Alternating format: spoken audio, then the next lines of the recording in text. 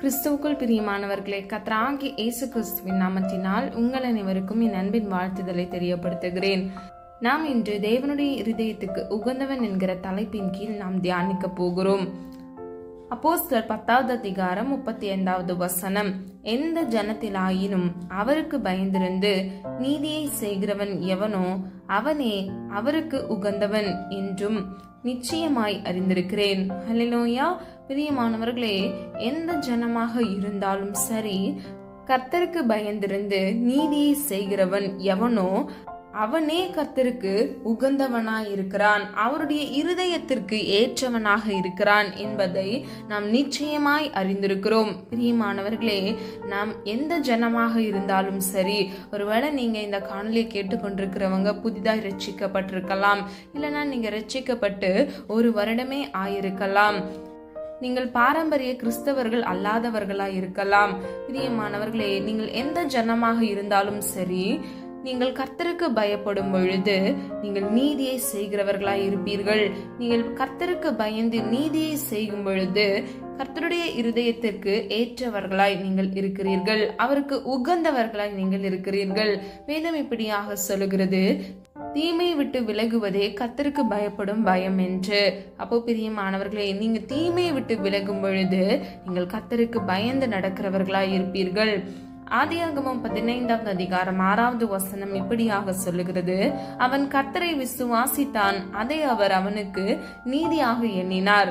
பிரியமானவர்களே, ஆபிரகாம் கர்த்தரை விசுவாசித்தார், அதன் நிமித்தமாக அந்த விசுவாசமே அவருக்கு நீதியாக எண்ணப்பட்டது. உபாகமம் 32வது அதிகாரம் 4வது வசனம் இப்படியாக சொல்லுகிறது, அவர் நீதியும் செம்மையுமானவர். பிரியமானவர்களே, கர்த்தராகிய தேவன் நீதியும் செம்மையுமானவர்.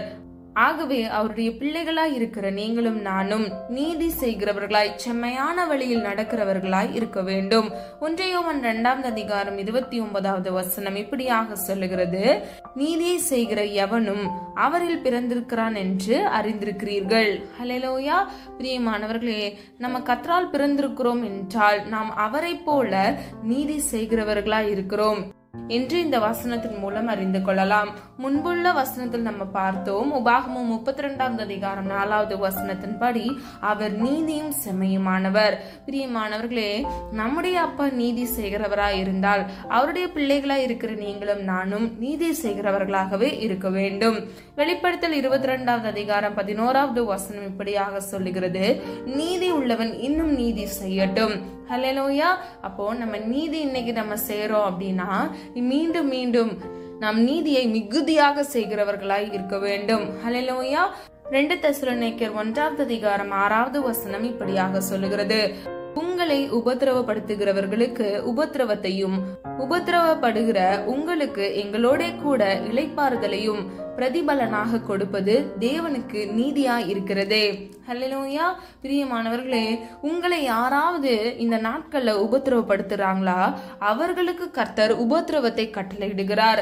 அது மாத்திரமல்ல, அவர்கள் நிமித்தமாக உபத்திரவப்படுகிற உங்களுக்கு கர்த்தர் இளைப்பாறுதலை பிரதிபலனாக கட்டளையிடுகிறார்.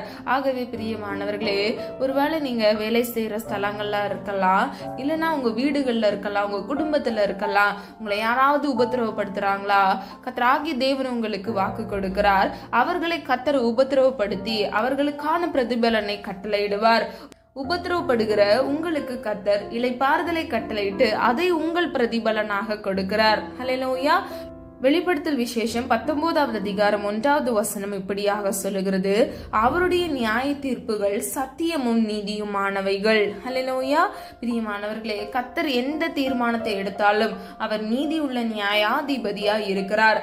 அவருடைய நியாய தீர்ப்பு எல்லாவற்றிலும் அது சத்தியமாக இருக்கிறது, அது நீதியாக இருக்கிறது. அவர் நீதி உள்ள நியாயாதிபதி, அவர் நீதியும் செம்மையுமானவர். ஹல்லேலூயா. 1 யோவான் 3வது அதிகாரம் 7வது வசனம் இப்படியாக சொல்லுகிறது, நீதி செய்கிறவன் அவர் நீதி உள்ளவராய் இருக்கிறது போல தானும் நீதி உள்ளவனாய் இருக்கிறான். பிரியமானவர்களே, ஒரு விசுவாசி நீதி செய்யும் பொழுது, அவன் உண்மையாய் நடக்கும் பொழுது, கர்த்தராகிய தேவன் எப்படி நீதியா இருக்கிறாரோ அதே போல அவனும் நீதி செய்கிறவனாய் நீதியின் பாதையில் நடக்கிறவனாய் இருக்கிறான். 1 கொரிந்தியர் 1:31 அவரே தேவனால் நமக்கு ஞானமும் நீதியும் பரிசுத்தமும் மீட்புமானார். ஹல்லேலூயா. பிரியமானவர்களே, அவரே என்றால் கர்த்தராகிய இயேசு கிறிஸ்துவை குறிக்கிறது. கர்த்தராகிய இயேசு கிறிஸ்து நிமித்தமாக தேவனால் நமக்கு ஞானமும் நீதியும் பரிசுத்தமும் மீட்புமானார். நம்முடைய பாவ வாழ்க்கையிலிருந்து நம்மை மீட்டு கொண்டார். நன்மை எது தீமை எது என்று பகுத்தறியத்தக்க ஞானத்தை நமக்கு கட்டளையிட்டார். ஹல்லேலூயா. எசேக்கியேல் 33:19 இப்படியாக சொல்லுகிறது: துன்மார்க்கன் தன் அக்கிரமத்தை விட்டு திரும்பி நியாயமும் நீதியும் செய்தால் அவன் அவைகளில் பிழைப்பான். ஹல்லேலூயா.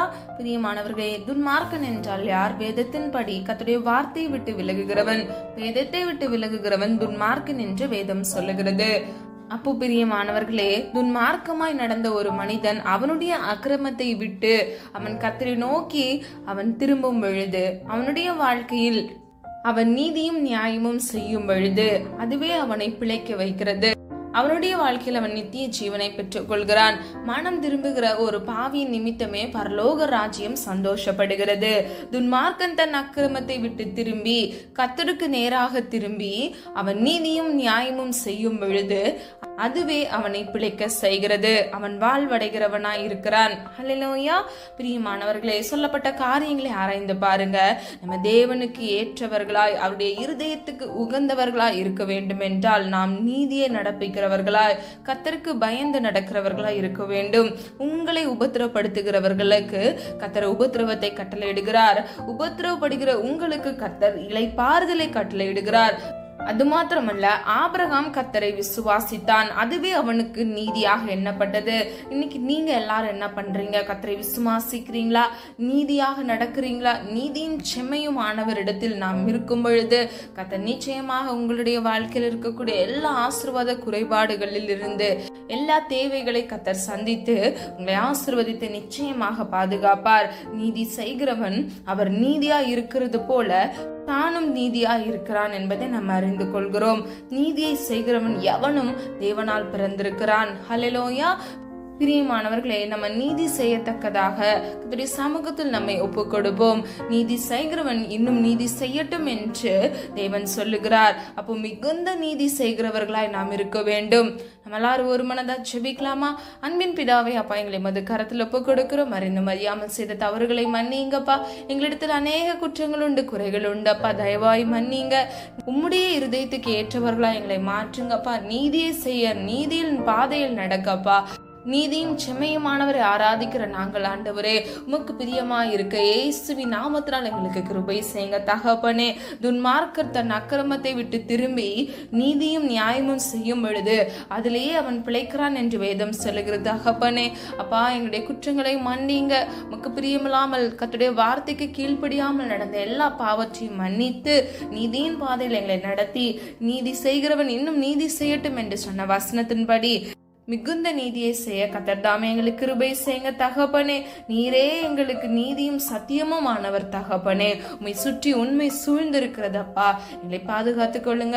என்னோடு இணைந்து செபிக்கிற ஒவ்வொரு பிள்ளைகளையும் ஆசீர்வதிங்கப்பா. உம்முடைய இருதயத்துக்கு ஏற்ற உகந்த பிள்ளைகளாக மாற்றுங்க தகப்பனே. ஒவ்வொரு பிள்ளைகளையும் ஆசீர்வதிங்க தகப்பனே. கர்த்தருக்கு பயந்து தீமையை விட்டு விலகி தகப்பனே உமக்கு உகந்தவர்களாய் நிச்சயமாயப்பா பிள்ளைகள் ஆசீர்வதிக்கப்பட இயேசுவின் நாமத்தினால் அப்பா பிள்ளைகளை ஆசீர்வதிக்கும்படியை ஜெபிக்கிறேனப்பா. எல்லா தேவைகளையும் சந்திங்க தகப்பனே.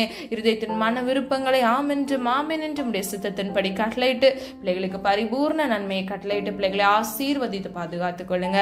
உடைய நாம மாத்திரம் மகிமைப்படுவதாக எங்களை தாழ்த்துகிறோம், வெறுமையாக்குகிறோம். இயேசுவின் மூலம் ஜெபிக்கிறோம் பிதாவே, ஆமீன். God bless you. பிரியமானவர்களே, இந்த வீடியோ உங்களுக்கு பிடிச்சிருந்துச்சுன்னா லைக் பண்ணுங்க, சப்ஸ்கிரைப் பண்ணுங்க மற்றும் பெல் ஐகான் கிளிக் பண்ணுங்க.